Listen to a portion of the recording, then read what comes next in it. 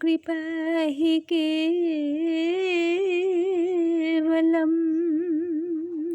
ॐ गुरुकृपा हि केवलम्। ॐ गुरुकृपा हि केवलम्।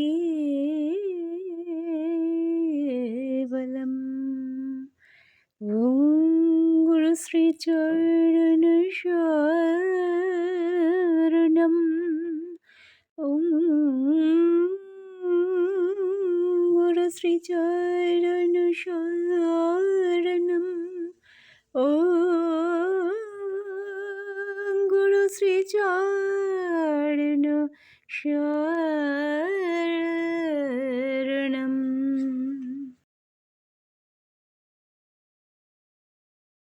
রাম নারায়ণ রাম, রাম নারায়ণ রাম। শুভারম্ভে আমি আমার পরমার্থ স্রষ্টা বাবা, আমার প্রিয় ঠাকুর বাবার শ্রীপাদপদ্মে শত সহস্র কোটি প্রণাম জানাই। তৎসহ আমার সকল প্রিয় দর্শক বন্ধুর জন্য রইল আমার বৈদিক অভিনন্দন। রাম নারায়ণ রাম। আজ আমি পরম বিস্ময় বালক ঠাকুর ধারাবাহিক আলোচনা পর্বে ঠাকুর বাবার জীবনের অনন্য ও শিক্ষামূলক অধ্যায় নিয়ে তোমাদের সামনে প্রতিদিনের মতো উপস্থিত হয়েছে। আশা করি শেষ পর্যন্ত তোমরা আমার সঙ্গে থাকবে। চলো সকলে ঠাকুর বাবার অমূল্য লীলা সম্ভারে একত্রে প্রবেশ করি। কৃষ্ণনগর বাড়িতে একদিন রাত্রিবেলা মশারির নিচে ঘুমিয়ে আছেন ঠাকুর বাবার একমাত্র ছোট বোন গীতা চক্রবর্তী। বয়স তার 6 কি 7 বছর। হঠাৎ আলো দেখে তার ঘুম ভেঙে গেল। ভয়ে ভয়ে বিছানায় উঠে বসলেন, কিন্তু বের হতে সাহস করলেন না। একটা স্নিগ্ধ শুভ্র আলোকে ঘরটি ভরে গেছে। মাঝখানে ঠাকুর বসে আছেন, আর তাকে ঘিরে বসে আছেন 10-12 জন অদ্ভুত মানুষ। আজানুলম্বিত দাড়ি, লম্বা চুল, দেখলে মনে হয় অনেক বয়স হয়েছে, তবু তাদের স্বাস্থ্য সুন্দর। প্রত্যেকের দেহ থেকে একটা অদ্ভুত স্নিগ্ধ জ্যোতি বের হচ্ছে এবং সেই আলো ঘরটি আলোকিত করে তুলেছে। ঠাকুর যেন কি বলছেন, আর সেই অদ্ভুত মানুষেরা মন দিয়ে শুনছেন। ছোট বোন গীতা দেবী চুপ করে বসে আছেন, ভয়ে কোনো শব্দ করছেন না। নিজের অজান্তেই হঠাৎ একটি অস্ফুট আওয়াজ করে ফেললেন। সঙ্গে সঙ্গে সেই জ্যোতির্ময় দেহধারীরা সকলেই অন্তর্হিত হলেন। ঠাকুর জিজ্ঞাসা করলেন, আলো দেখে বুঝি তোর ঘুম ভেঙে গেছে? গীতা দেবী শুধু বললেন, হ্যাঁ মেজদা, এই রকম বহু ঘটনা দেখবার সৌভাগ্য তার বেশ কয়েকবার হয়েছিল। ভক্তদের অনুরোধে বালক ঠাকুর কিছুদিনের জন্য ঢাকায় গেলেন। অনেক সমস্যাই তাকে সমাধান করতে হচ্ছে, কারণ প্রায় প্রত্যেক দর্শনার্থী একটা না একটা সমস্যা নিয়ে আসে। কয়েকদিনের মধ্যেই জানাজানি হয়ে গেল যে ঠাকুর ঢাকায় এসেছেন, সুতরাং দর্শনার্থীদের ভিড় বাড়তে লাগলো। একদিন এক মহিলা এসে ঠাকুরের কাছে কেঁদে পড়লেন। ইনি হচ্ছেন জ্যোতিষ রায়ের স্ত্রী মণিকুন্তলা রায়। জ্যোতিষ রায় ছিলেন পাটের ব্যবসায়ী, সেই অফিসের বড়বাবু। অবস্থা বেশ সচ্ছল। আনন্দময়ী মা তখন ঢাকায়। জ্যোতিষ রায়কে তিনি খুব স্নেহ করেন। তার অন্যতম প্রধান শিষ্য জ্যোতিষ রায় ও আনন্দময়ী মাকে খুব ভালোবাসেন এবং তার সাধন পথের সহযোগিতার দিক থেকে অনেক কিছু করেন। মায়ের জন্য আলবোনায় একটি মনোরম আশ্রম গড়ে দিলেন নিজের উপার্জিত অর্থে। মায়ের সঙ্গে নানা তীর্থ ঘুরতে ঘুরতে শেষে গেলেন মানস সরোবরে। সেখানে তার স্বাস্থ্য ভেঙে পড়ল। কঠিন রোগে আক্রান্ত হয়ে বেনারসে এসে মারা গেলেন। এই জ্যোতিষ রায়ের একমাত্র পুত্র রামানন্দ রায় মৃত্যুশয্যায়। সিভিল সার্জন শশাঙ্কবাবু জবাব দিয়েছেন, জীবনের আশা নেই। জ্যোতিষ রায়ের স্ত্রী মণিকুন্তলা রায় অনেক সাধু সন্ন্যাসীর দ্বারস্থ হয়ে শান্তি সস্তায়নে বহু টাকা ব্যয় করে প্রায় নিঃস্ব হয়ে পড়েছেন। তবু পুত্র রামানন্দের রোগের কোনো উপশমই হলো না। শরীর এত দুর্বল হয়ে গেছে যে হাত পর্যন্ত তুলতে পারে না। দেহে রক্ত নেই, একেবারে ফ্যাকাশে হয়ে গেছে। প্রাণটুকু শুধু ধুকধুক করছে। সব চেষ্টা শেষ করে মণিকুন্তলা নিরাশ হয়ে পড়েছেন।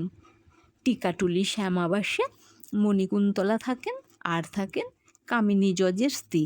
কামিনী জজের স্ত্রী ঠাকুরের মাসিমাকে মেয়ে ডেকেছেন, সেই সুবাদে ঠাকুর তার নাতি হন।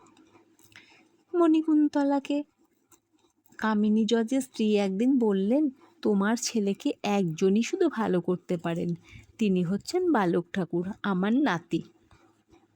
তুমি একবার তার কাছে যাও। মণিকুন্তলা সেই দিনই ঠাকুরের মামার বাড়ি স্বামীবাগে গেলেন।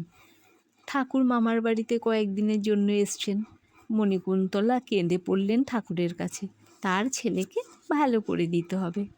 দুই একজন ভক্তকে নিয়ে ঠাকুর গেলেন শ্যামাবাসে জ্যোতিষ রায়ের পুত্র রামানন্দ রায়কে দেখতে।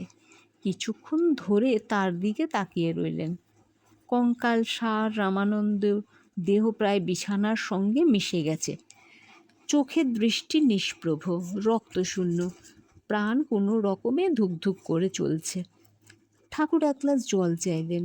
জলে অঙ্গুলি স্পর্শ করে তিনি রামানন্দকে খাইয়ে দিতে বললেন, আর হাতে ছোট্ট লাঠিটি দিয়ে ওর মাথায় 2-3টি টোকা দিয়ে বললেন, আজ থেকে 7 দিন পরে ওকে হাঁটিয়ে নিয়ে যাবে স্বামীবাগে, এর মধ্যেই ও সুস্থ হয়ে উঠবে। মণিকুন্তলা আশার বাণী শুনে অভিভূত হয়ে পড়লেন। তার একমাত্র সম্বল 3 ভরি সোনার হারটি খুলে ঠাকুরের পায়ে দিয়ে বললেন, আমার আর কিছু নেই, এই আমার শেষ সম্বল, আপনি দয়া করে গ্রহণ করুন। ঠাকুর হারটি ফিরিয়ে দিয়ে বললেন, আমি যা করি দিলের বিনিময়ে করি, সেখানে অর্থের কোনো চাহিদা নেই। এটা দিয়ে বরং ওর শুশ্রূষার ব্যবস্থা করো। ওর পীড়াপিড়িতে ঠাকুর শেষ পর্যন্ত 6 আনা পয়সা রিক্সা ভাড়া নিলেন, কিন্তু বললেন, আমি হেঁটেই বাড়ি যাব, আর এই 6 আনা পয়সা দিয়ে একটা ইনস্ট্রুমেন্ট বক্স কিনব।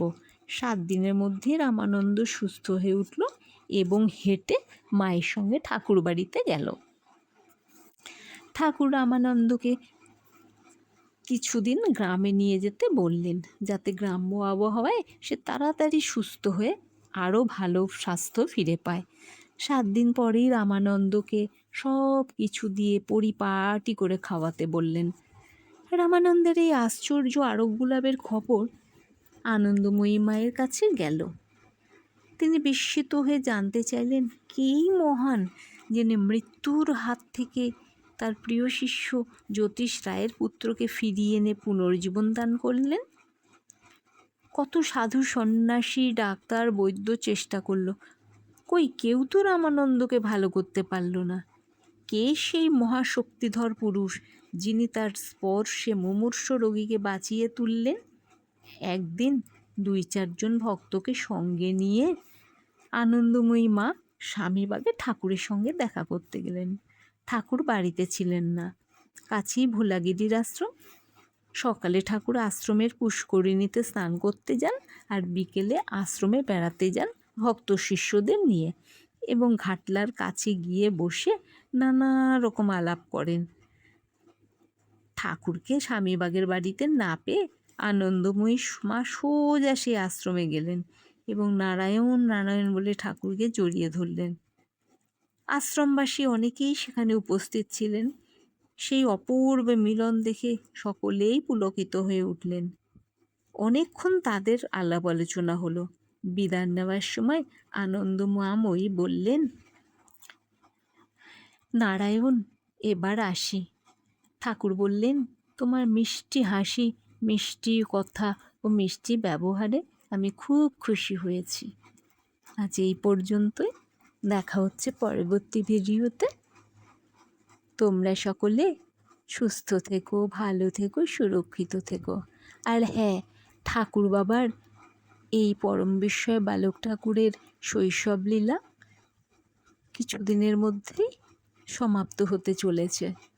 এরপরেই আর একটু উঁচু ধরে ঠাকুর বাবার বিভিন্ন বৈদিক তত্ত্বালোচনা করব, যা শুনলে আমাদের জীবন সার্থক হয়ে উঠবে। রাম নারায়ণ রাম, রাম নারায়ণ রাম।